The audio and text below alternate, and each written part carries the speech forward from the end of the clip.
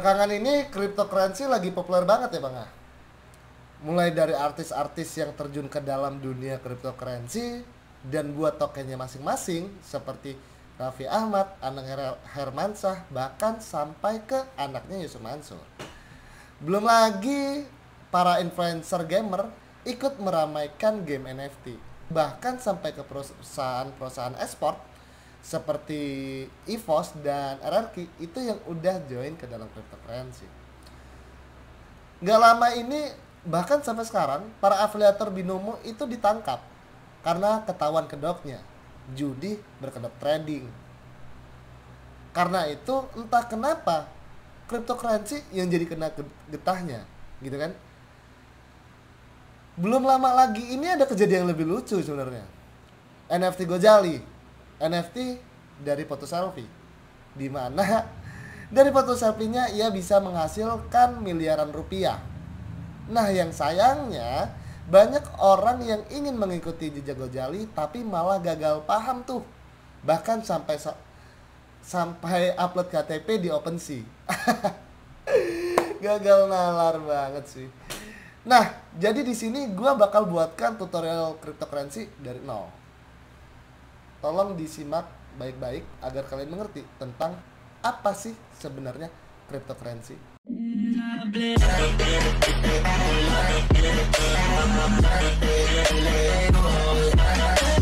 Hai, balik lagi sama gua Jamja di sini di channel Auto Sultan.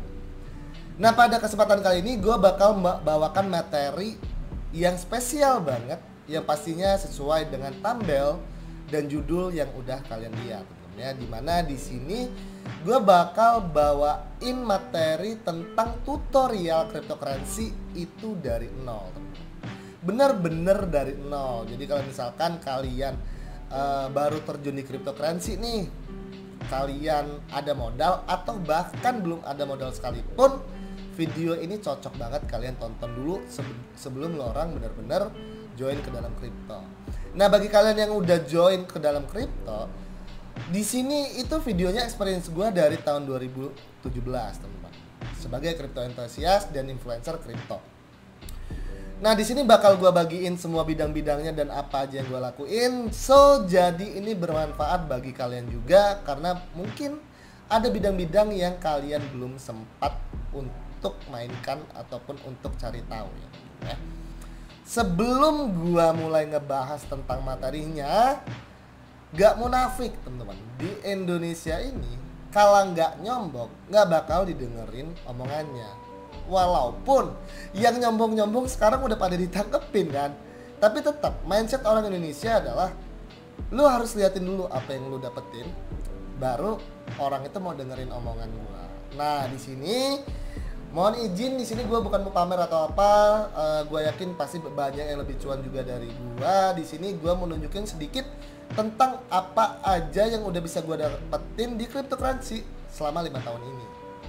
Di sini gua bakal ceritain dulu latar belakang gue biar lo orang tuh relate dan semoga aja bisa termotivasi. Pertama lo orang bisa lihat foto gue ini. Ini adalah foto gue sedang nongkrong sama anak-anak. Di foto kedua gue ini adalah foto sama anak-anak juga sih, difotoin itu sama motor Beat Mbem gua gitu. Tahu kan Beat Mbem? Iya. Itu motor kesayangan gua pada saat itu. Nah, dari kedua foto tersebut itu udah bisa ngejelasin background gua lah ya. Ya, emang gua bukan anak orang kaya gitu, dan emang gua itu bisa dibilang juga anak jalanan karena gua emang ya kadang tidur di jalan juga gitu. Sampai berhari-hari nggak pulang itu ya gue berasal dari situ gitu. Jadi di sini poinnya adalah pertama gue bukan anak orang kaya, kedua ya lingkungan gue pun nggak sehat. Nah disingkat cerita, gue di tahun 2017 itu bokap gue meninggal. Nah itu cikal bakal gue ketemu cryptocurrency. Pas bokap gue meninggal, itu gue mutusin untuk ke Jogja, niatnya ngerantau. Simple teman-teman pikirannya. Gue paham gue sampah masyarakat gitu. Tapi bokap gue udah meninggal nih gitu. Ya gimana ya, gue nggak bisa bantu emak gue gitu, tapi paling nggak ya nggak ngerepotin lah. Rencana gue itu teman-teman. Sampai akhirnya di perjalanan Jogja itu gue ketemu emak-emak tuh ya, ibu-ibu, makasih banget bu, dimana dia ngomongin soal cryptocurrency dan dia udah ngabisin 40 juta buat mining. Nah di situ gue mulai tertarik tuh dengan cryptocurrency. Sesampainya di Jogja, gue mulai cari tahu lebih tentang cryptocurrency, teman-teman. Mulai cari tahu lebih soal itu.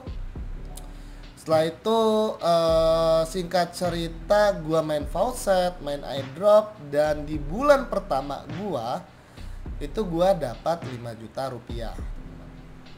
Di tahun kedua gue itu udah bisa beli mobil. Ya, mobil CR-V itu hasil gua beli dan itu cash ya temen-temen ya. Sekali lagi itu cash, itu sekitar 300 berapa pada saat itu lupa. Itu cash. Nah di tahun ketiga gua itu berhasil mencapai balance di mana 1 miliar lebih. Jadi dari nol gua bisa dapat 1 miliar itu di tahun ketiga gua. Nah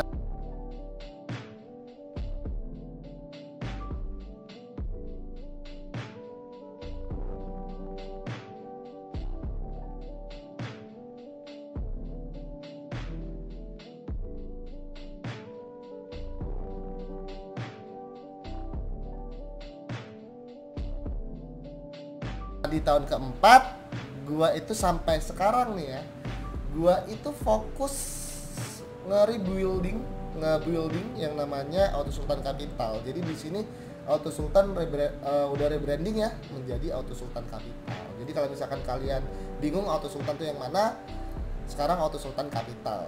Untuk bedain dengan scammer sebelah. Gak usah gue sebut lah namanya.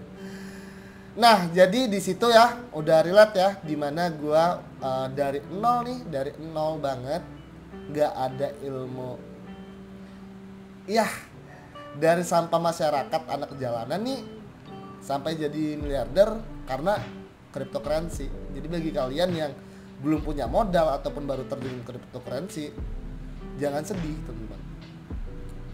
Gue betulan nggak pakai modal sama sekali lo join kripto ini, dan sampai ke 1 miliar itu gue nggak ngeluarin modal. Lanjut kita masuk ke dalam materinya teman-teman. Lantas apa sih bang cryptocurrency itu? Nah simpelnya cryptocurrency itu artinya mata uang digital tuh. Yang gue bahas di intro tadi adalah bidang-bidang yang lo orang bisa temuin di dunia cryptocurrency itu sendiri. Mengutip dari Forbes, setidaknya itu ada 3 kata yang melekat pada cryptocurrency. Pertama adalah digital, kedua itu terenkripsi, dan ketiga itu terdesentralisasi. Dalam hal ini perbedaan cryptocurrency dengan mata uang fiat seperti dolar ataupun rupiah, di mata uang digital ini tidak ada otoritas sentral yang bisa mengatur. Jadi untuk mengontrol dan mengatur sepenuhnya itu dilakukan oleh pengguna ataupun pemilik cryptocurrency-nya itu sendiri melalui internet. Nah, sepengalaman gua dari 2017 itu ada beberapa bidang yang bisa dijadikan sebagai portal ataupun pintu masuk lu bisa lebih kenal cryptocurrency, Bang. Tentu di setiap bidangnya itu risk rewardnya beda-beda. Tentu rules dan term conditionnya juga beda-beda. Tapi tenang, nanti bakal gue jelaskan secara lumayan rinci tentang bidang-bidang tersebut. Nah di sini sepengalaman gue ada total 7 bidang yang gue temuin di cryptocurrency dari tahun 2017. Pertama itu ada yang namanya mining. Kedua trading dan investasi, dimana ini gue pecah lagi jadi 3 bagian. Pertama adalah top coin market cap ataupun perusahaan big cap lah. Setelah itu ada yang namanya startup dan ada yang namanya micin, teman-teman. Ada juga yang namanya staking. Ada juga yang namanya launchpad, NFT dan game NFT. Nah, nanti kita bakal bahas satu persatu. Jadi tolong disimak baik-baik video ini. Karena video ini bakal bermanfaat bagi kalian untuk tahu dulu nih semua bidang di cryptocurrency dan kalian bisa masuk ke dalam bidang yang menurut kalian paling sesuai ataupun yang risk rewardnya sesuai dengan kemampuan kalian. Nah oke, jadi langsung aja kita bakal bahas di bidangnya masing-masing. Tapi sebelum gue mulai, gue mau ngasih tahu aja bahwasanya di sini gue nggak bisa terlalu detail. Kenapa? Karena gue takut kepanjangan. Jadi mungkin kedepannya gue bakal bahas satu-satu tentang bidangnya gitu ya, biar lebih fleksibel. Kalau misalkan dijadiin satu kayak gini, takutnya durasinya panjang banget teman-teman. Jadi ini semacam perkenalan dulu aja nih. Nah, yang pertama adalah mining. Mining atau menambang, teman-teman bahasa Indonesia. Ini adalah salah satu cara untuk mendapatkan mata uang digital kripto kalian yang populer di kalangan kripto entusias, teman-teman. Nah, mining itu apa sih? Jadi seperti yang udah gue bilang di awal tadi ya, cryptocurrency itu terdesentralisasi. Artinya semua pencatatan dan verifikasi itu tidak melibatkan pihak ketiga seperti sistem perbankan ataupun bursa saham, teman-teman. Di cryptocurrency semua transaksi, semua verifikasi itu dilakukan oleh penambang. Semua transaksi kripto itu dilakukan dan verifikasi kripto itu dilakukan oleh para penambang dengan sistem blockchain pastinya atau rantai blok. Nah, risk reward syarat dan ketentuannya, kalau misalkan lu mau jadi penambang nih, lu tentunya harus memiliki hardware dan softwarenya. Sebagai contoh, misal lu orang pengen menambang Bitcoin, ya lu harus punya GPU atau CPU gitu. Atau yang lagi populer sekarang adalah ASIC. Nah, itu bisa lu orang pakai untuk kalian menambang Bitcoin. Nah, pada tahun 2021, reward yang diberikan ke penambang adalah sebesar 6,25 BTC per bloknya. Nah, di tahun 2022 ini, teman-teman, sekarang ini banyak sekali token-token yang bisa lo orang tambang. Sebagai contoh, evolusi sekarang adalah ada yang namanya hardware miner berupa bentuk USB, MyDash USB. Itu namanya Monero. Nah, jadi bagi kalian yang misalkan nggak punya waktu dan kalian ingin menambah aset, kalian tinggal tidur nambah aset, simpelnya gitu, kalian bisa jadi penambang ataupun miner. Cuman yang harus lo orang perhatikan adalah kalian bisa lihat dulu nih risk rewardnya, karena memang membutuhkan modal yang nggak sedikit, dan yang kedua membutuhkan listrik juga gitu. Jadi kalau misalkan lo orang mau jadi penambang, make sure lo orang udah menghitung keuntungan yang bisa kalian dapatkan. Karena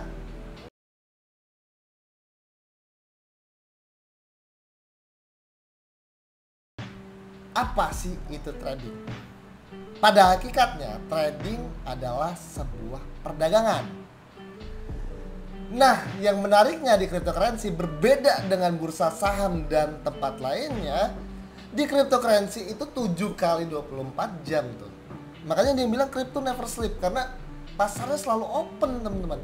Saat lo orang tidur, itu masih jalan tuh market gitu. Jadi beda lah. Yang kayak bursa saham ada jam buka dan jam tutupnya. Di cryptocurrency itu 24 jam. Nah, di sini gue udah buatin nih sebelum gue ngebahas lebih dalam ya, dimana ini bisa jadi acuan buat kalian biar kalian tuh bisa ngasah sesuai dengan kemampuan kalian gitu. Di sini gue bagi tipe-tipe trading menjadi 3 bagian. Tipe trading menjadi 3 bagian atau mungkin 4, dimana itu sesuai dengan time frame yang bisa kalian pilih sendiri aja. Yang paling cocok bagi kalian silahkan kalian gunakan.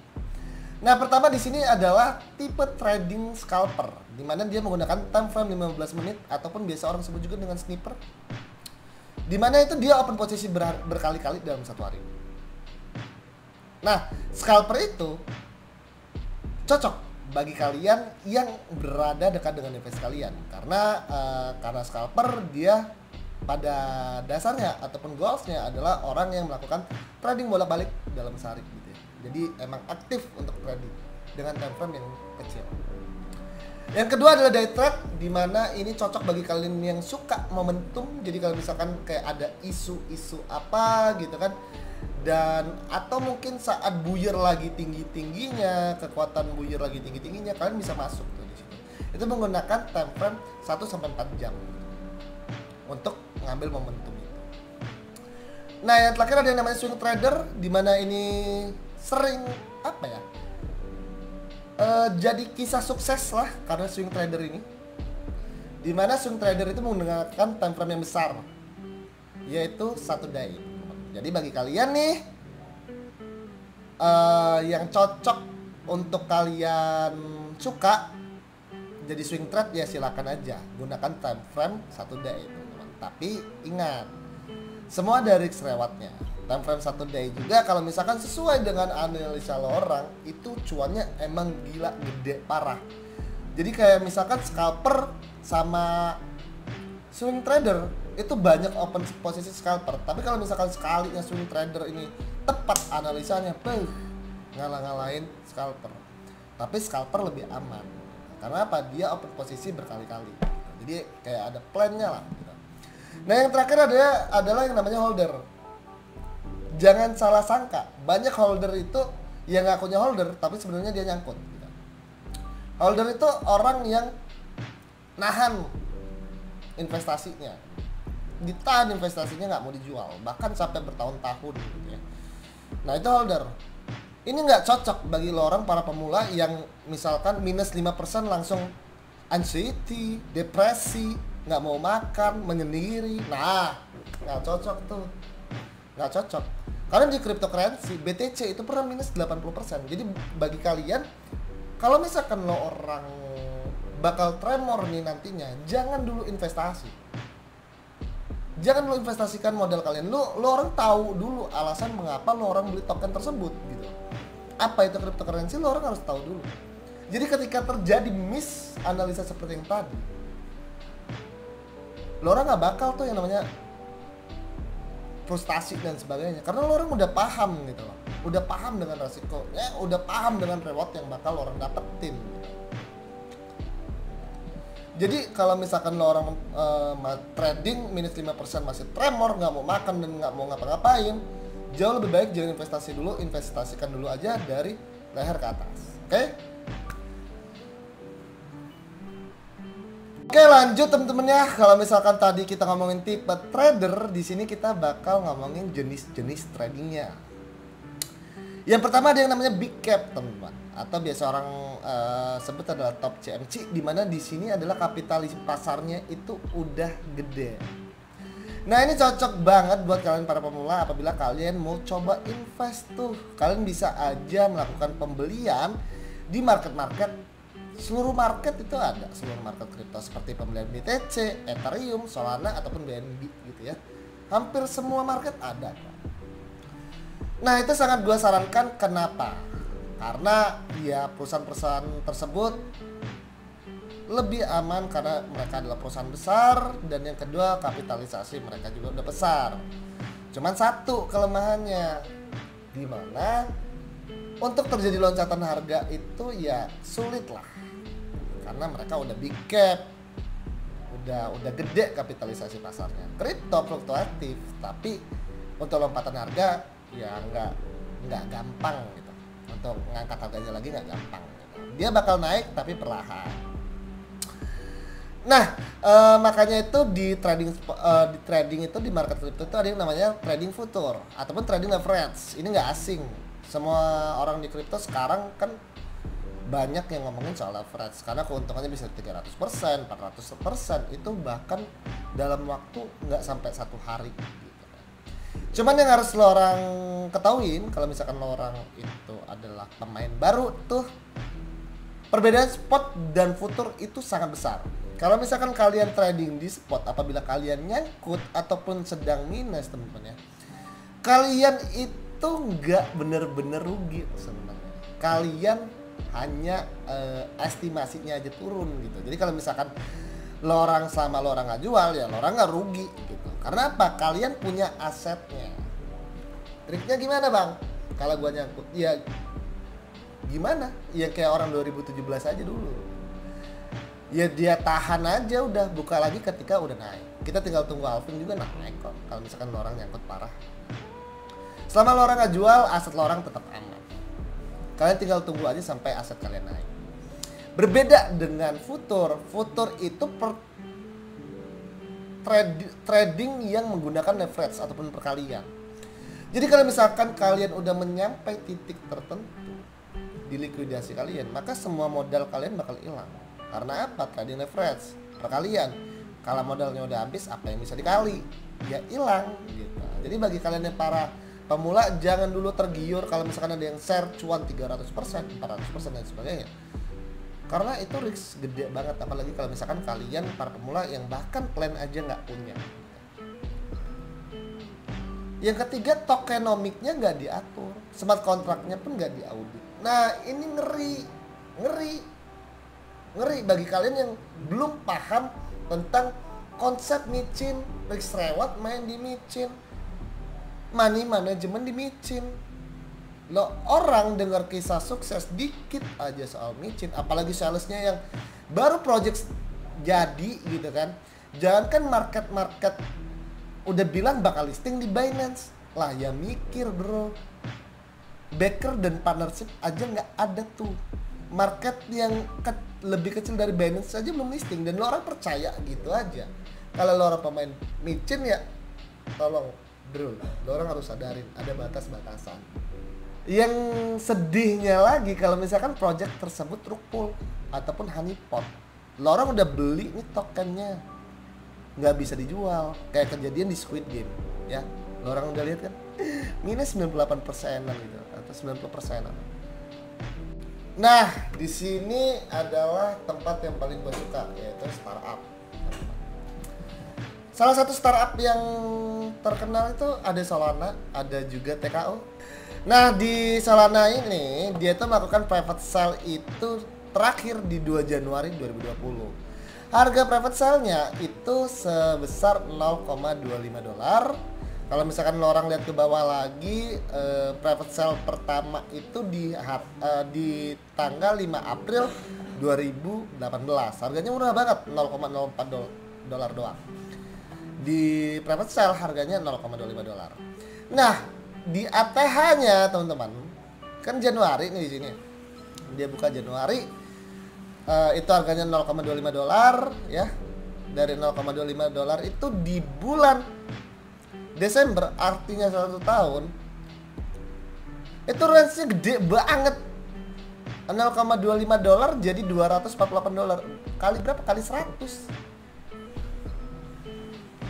Kali 1000 bahkan, 100.000%.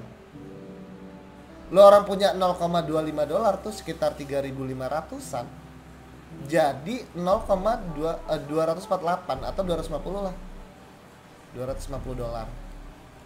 $250 itu sekitar dengan 3,5 juta rupiah juga gitu.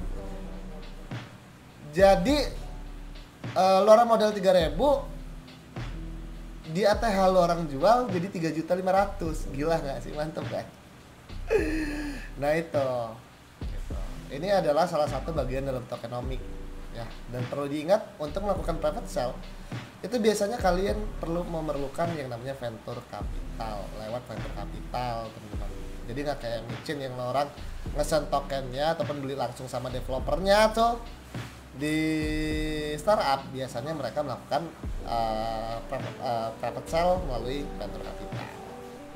Nah, lanjut kita bakal bahas yang namanya staking teman-teman. Staking itu simpelnya gini, lo nge-hold token pada periode tertentu ya. Periode tertentu lo orang tuh bisa dapetin APR gitu, kayak deposito lah, lo orang bisa dapetin APR di sana. Jadi simpelnya lo nge-hold ataupun nge-lock balance lo dalam periode tertentu, lo orang bisa dapet cuan gitu, baik berupa tokennya ataupun token lainnya. Ya staking juga salah satu cara populer ya, ataupun biasanya orang-orang itu kripto ngomongnya adalah passive income. Jadi lo orang nge-lock token orang, dapat tambahan gitu, tambahan reward. Ya passive income lah biasanya kalau misalkan para influencer kripto ataupun kripto entusias nyebutnya passive income, itu staking. Nah berbeda dengan staking ya, kita bakal langsung aja bahas launchpad. Lanjut kita bakal bahas launchpad ya temen-temen ya. Launchpad itu sama kayak staking, dimana lo mewajibkan untuk nge-hold dan nge-lock aset lo. Tapi perbedaannya adalah staking biasanya tokennya ataupun token lain yang sudah ada harganya. Kalau misalkan di Launchpad ini lu nge-hold dan nge-lock asetnya itu bisa dapat token yang akan listing di platform tersebut. Nah, Launchpad itu ada banyak, platform yang menyediakan Launchpad juga ada banyak. Syarat dan rules, term and conditionnya itu jelas berbeda-beda. Nah, sebagai contoh yang lumayan viral aja TKO, teman-teman ya, di mana mereka melakukan yang namanya Launchpad di Binance. Nah, Launchpad di Binance ini itu term conditionnya lo orang harus nge-lock BNB kalian. Semakin banyak lo orang nge-lock, maka semakin banyak juga yang bakal bisa ditukarkan dengan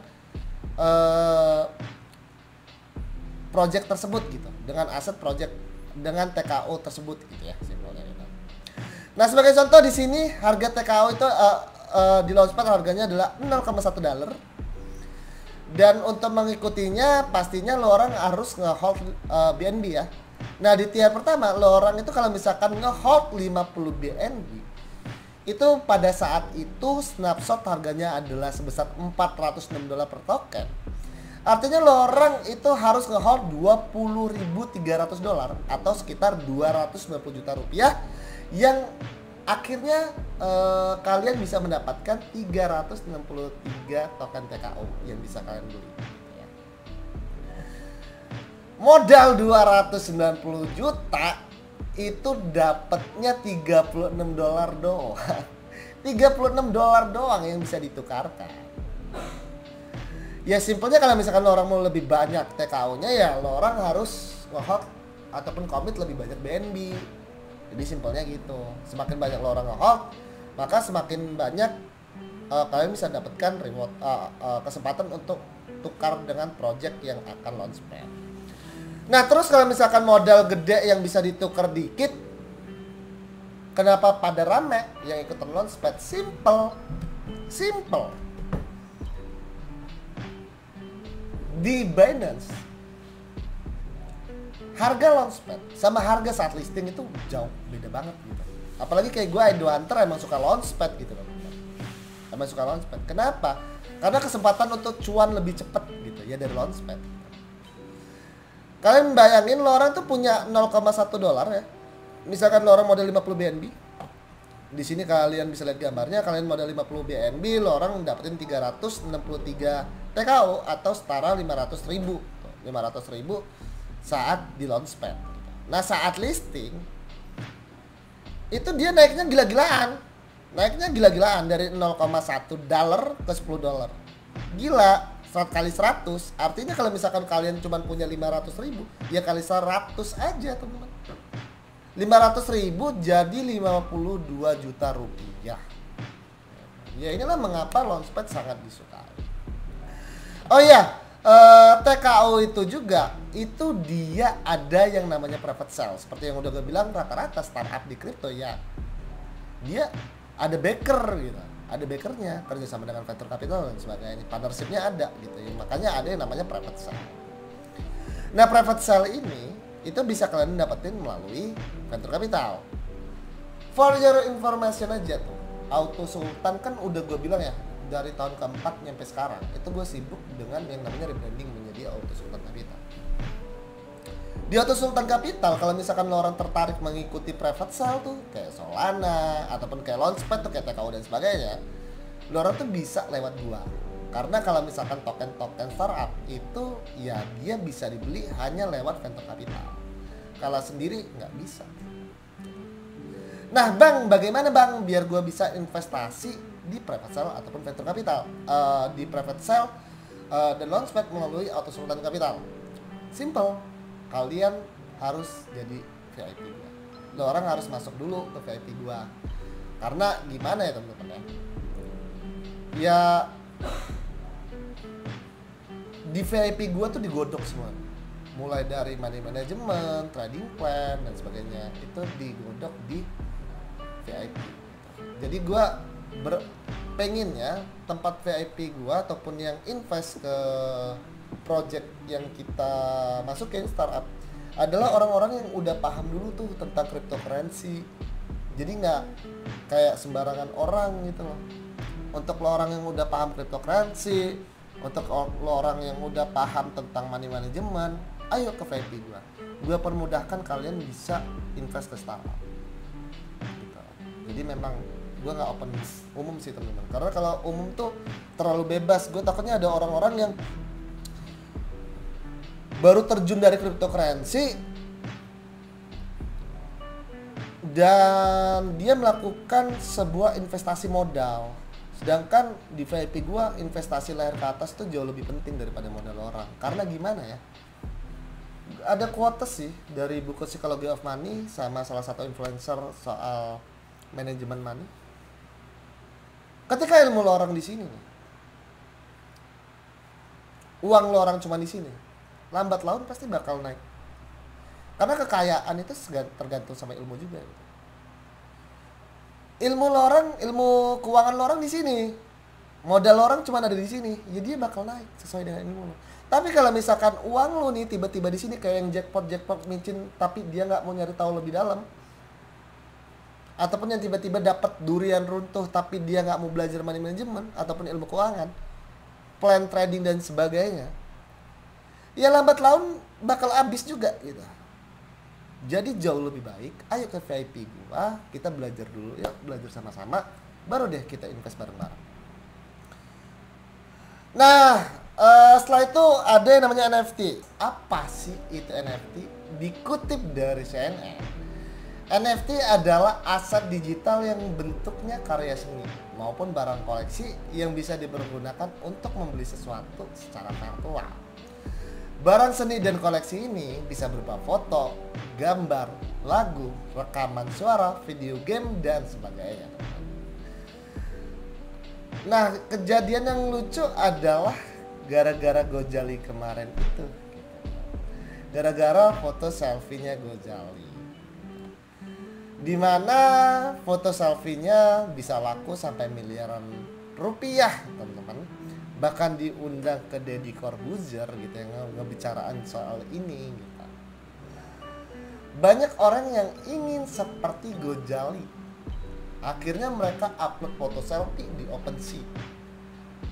Oke, nggak masalah kalau misalkan open foto selfie doang. Masalahnya itu ada yang sampai foto seksi, foto naked. Oke. Itu kemauan lo orang terserah. Sampai ada yang upload foto KTP. Bayangin, itu kan privacy, man. Bahaya. KTP lo tersebar secara luas di internet. Bahaya. Bahkan Deddy Corbuzier yang mengundang mereka, si Gojali ini, itu sampai ngatain goblok. Goblok ya, emang goblok.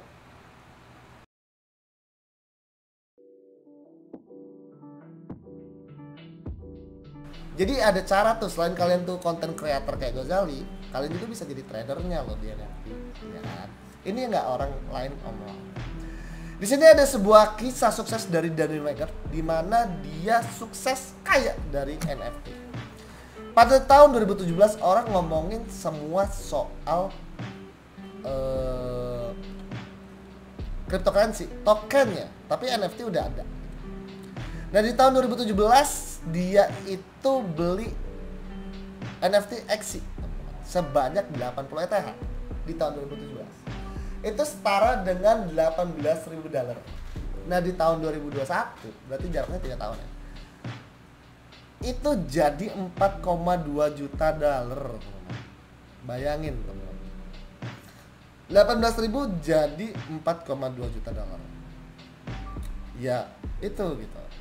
Lo bisa kok jadi trader, banyak kok. Lo orang tinggal ke OpenSea, kalian lihat NFT banyak, tradernya itu banyak. Game NFT ya itu caranya, lo orang bisa mainin gamenya, atau lo orang cari keuntungan lewat private sale-nya, atau mau jadi tradernya juga bisa. Kalau gue lebih nyaman join di private sale-nya karena harganya lebih murah. Game NFT itu juga itu nggak free to earn, artinya nggak free to play. Lo orang nggak bisa main gamenya nyampe lo orang punya NFT-nya. Untuk dapetin NFT-nya lo orang harus beli. Nah simpel-simpelnya kayak gitu. Ada juga yang free to play, lo orang bisa mainin gamenya dan lo cuan kayak di Mira dan sebagainya. satu saran gua, game NFT itu kan kebanyakan native token tuh yang jadi rewardnya. Makin lama game tersebut ada, maka makin seret biasanya teman-teman. Keuntungannya makin seret. Jadi di game NFT, kalau misalkan orang mau serius, carilah game-game early yang baru launching atau kenapa. Nah itu biasanya cuannya jauh lebih cepat, gitu ya. Yang melalui Auto Sultan Capital itu. Sebagai contoh project yang diinvestasikan oleh Auto Sultan Capital itu kemarin adalah GQ. Dimana dari kenaikannya mereka itu saat listing tuh ya, saat listing itu mengalami kenaikan 1337% kali 10 lebih teman-teman. Jadi mantep banget kan. Nah oke, lanjut yang terakhir adalah airdrop teman-teman. Nah di sini gue mau jelasin dulu tuh tentang apa itu airdrop karena banyak banget miss soal ini. Airdrop adalah salah satu cara untuk kalian bisa mendapatkan cryptocurrency secara gratis. Iya, gratisan. Tapi nggak semuanya airdrop itu gratis. Nanti bakal gue jelasin lebih lagi. Nah ada salah satu sekat ataupun tembok di antara trader dan airdropper. Ini yang gue bingung. Kenapa ada sekat itu? Pertama gini. Yang nyiptain sekat itu sebenarnya para trader, bukan anak airdrop. Bukan, karena mereka anak airdrop jauh lebih mengenal tentang cryptocurrency daripada trader itu sendiri. Kenapa? Karena mereka mengikuti setiap pergerakan platform-platform baru di dalam cryptocurrency. Itu tuh. Yang terjadi drama adalah si paling trader ini. Kalau misalkan ada anak airdrop yang sedikit kritis terhadap suatu project, pasti dibilang gini, alah lu mah cuman anak airdrop. Dan si paling trader ini rata-rata invest pun paling banyak paling cuma $10, tapi bacotnya gitu. Nah sebenarnya gue jujur-jujuran aja nih, gue ini nyampe sekarang masih airdrop hunter gue. Pertama emang uang gratisan itu nggak ada yang bisa ngalahin men, enaknya men. Dan yang kedua dan yang paling penting bagi gue adalah gue bisa mengikuti perkembangan cryptocurrency lagi ke arah mana nih. Solana $2 pada saat itu dia mengadakan sebuah airdrop.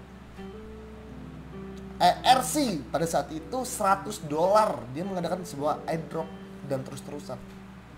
BNB di harga $50 mengadakan aktif membuat airdrop. Artinya kita bisa melihat loh sebuah platform yang benar-benar serius itu pasti bakal mengadakan event untuk meramaikan projectnya. Kalau misalkan lo trader doang, lo nggak bakal bisa ngeliatin kesempatan ini. Kalau misalkan lo airdrop doang, lo nggak bakal bisa dapat cuan lebih selain apa yang Dev bagiin doang. Jadi sebenarnya airdrop dan trader itu sebenarnya ya satu tempat aja. Airdrop lo bisa ngetahuin perkembangan cryptocurrency sedang ke arah mana. Kayak sekarang banyak banget game yang mengadakan sebuah airdrop. Berarti tren cryptocurrency lagi di bidang airdrop. Pada saat Solana $2 banyak banget invest soal airdrop soal Solana, apalagi di harga $20. Banyak banget airdrop. Berarti Solana lagi gila-gilaan untuk menggait masa kripto ke platformnya.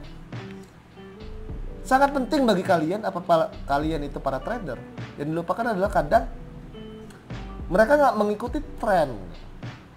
Airdrop sendiri, airdrop hunter, mereka kadang tidak ingin cuan lebih, cuman mau dapat gratisannya doang. Jadi maksud gue dua orang ini sebenarnya ngapain ribet sih? Gitu kan.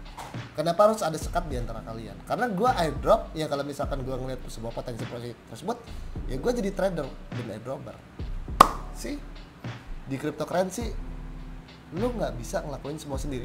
Jadi stay humble dan keep learning. Join ke VIP gue, ayo kita belajar bareng-bareng. Karena gue yakin gue pun pasti banyak belajar dari kalian. Karena gimana ya,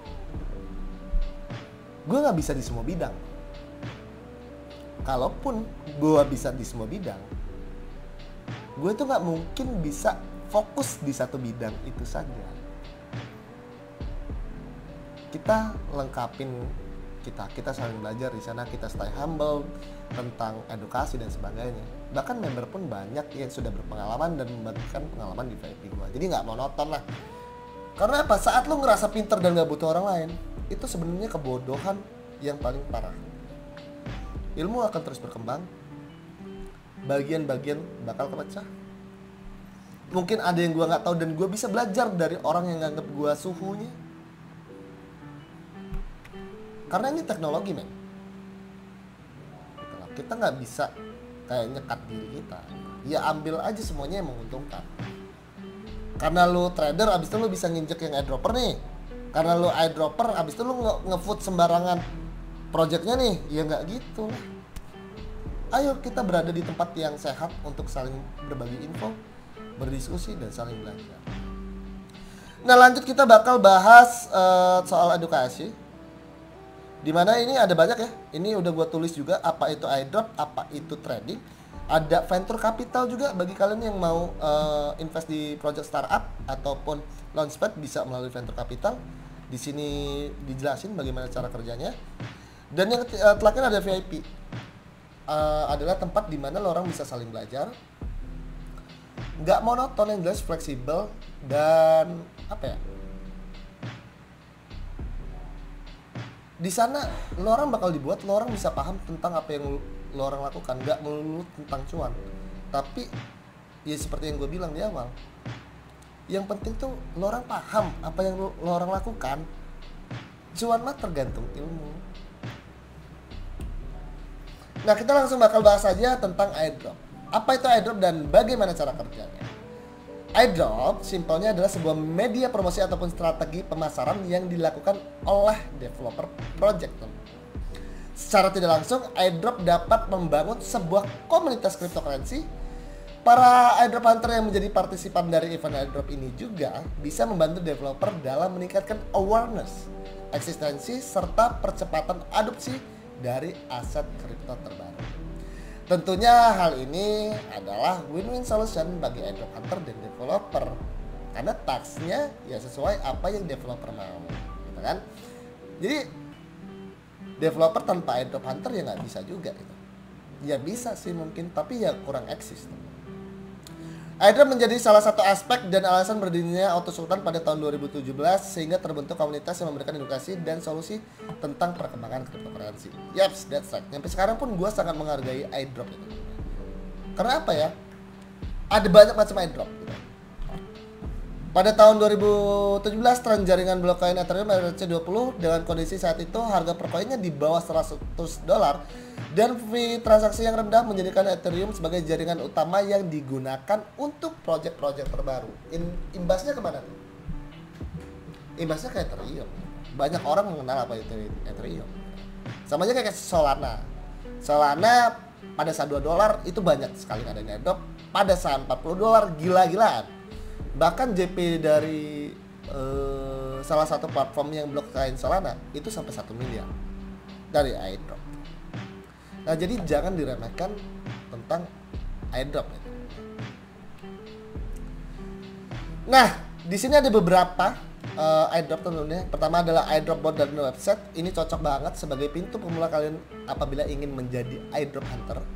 Yang kedua adalah testnet. Ini paling penting. Testnet gitu. Jadi kayak lo orang bisa coba fitur-fitur dalam project ataupun platform terbaru ini loh. Apakah ini berinovasi atau enggak. Selain lo orang bisa dapetin reward, kalian juga bisa memiliki kesempatan untuk kalian bisa berinvestasi lebih awal. Karena apa?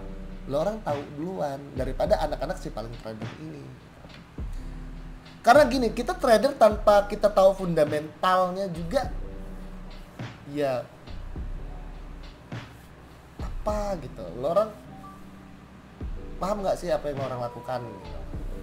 Simpelnya gitu. Masa lo orang nggak tahu nih invest di token A, tapi lo orang nggak tahu, ya asal beli aja gitu, ya sulit kan. Yang ketiga ada retroaktif, mendistribusikan token kepada investor atau pendukung atau pengguna yang mengikuti proyek di hari-hari awal. Retroaktif, oke, jadi ya kayak misalkan nih di airdrop retro lah. Gitu. Airdrop retro itu gini teman-teman. Beberapa ada yang bilang, beberapa ada yang dikasih tahu kalau misalkan mereka bakal mengadakan retroaktif. Beberapa juga kayak Uniswap itu dia bilang siapa saja yang sudah bertransaksi di Uniswap pada tanggal sekian dan sekian bakal dapetin token Uni secara gratisan. Dan ini sering gitu kan di platform-platform gitu. Ya simpelnya gini artinya. Ketika lo orang mau tahu tentang project-project kripto, bahkan tanpa lo orang itu nggak niat pengen nyari airdrop, kalian tuh bakal dikasih BLT anjir.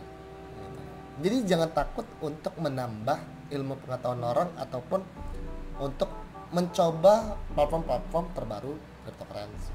Karena banyak banget tadi yang bisa lo dapetin. Nah, yang ketiga adalah airdrop Trustland, di mana airdrop Trustland ini juga gila banget. Trustland XRP. Salah satu airdrop yang menurut gua adalah sebuah win-win solution antara airdrop hunter dan trader ya. Jadi simpelnya gini, di airdrop Trustland ini XRP ini lo orang harus modal $2. $2. Tapi kalau misalkan orang beruntung dari $2 itu bisa ada sih di channel gua aja itu dapat 16 juta modal cuman $2 doang. 2 XRP itu ya sekitar $2 lah. Ya sekitar $2.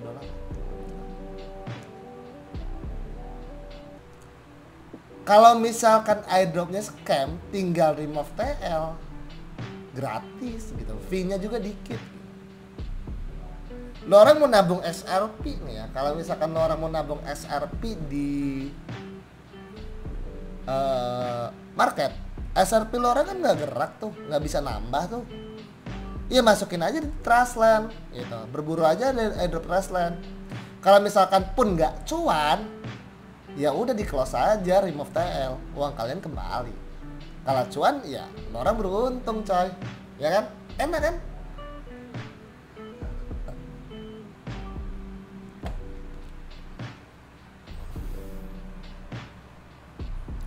Nah, airdrop hold ataupun snapshot, teman-teman. Dimana orang harus memlock balance kalian sampai snapshotnya itu kelar. Biasanya bakal dapat, ya tentunya bakal dapat rewardnya. Gitu ya. Kayak misalkan 3 hari lock, seminggu lock, lo orang bakal bisa dapetin rewardnya. Tentu airdrop hold ini lo orang ada terms and conditionnya. Tiap project ya beda-beda juga syarat dan ininya. Jadi ya tergantung projectnya, rulesnya gimana. Nah, di komunitas gua apakah cuman VIP doang, Bang? Ada grup umum kok. Kalian bisa langsung berdiskusi aja di grup umum gua, karena VIP gua itu ya untuk daftar kalian bisa lihat di websitenya. Kalian gabung aja di grup gua. Nah, jadi segitu aja ya teman-teman ya yang kita bahas tentang di grup gua juga itu ada adminnya kok. Itu bakal online 24 jam di sana. Nah, jadi segitu aja teman-teman ya video dari gua tentang tutorial cryptocurrency dari nol. Ini hanyalah video perkenalan bidang-bidang cryptocurrency yang udah gua partisipasikan dari tahun 2017. Nah, untuk kalian yang tertarik secara detailnya mau bahas di bidang apa, silakan di komen aja ya teman-teman.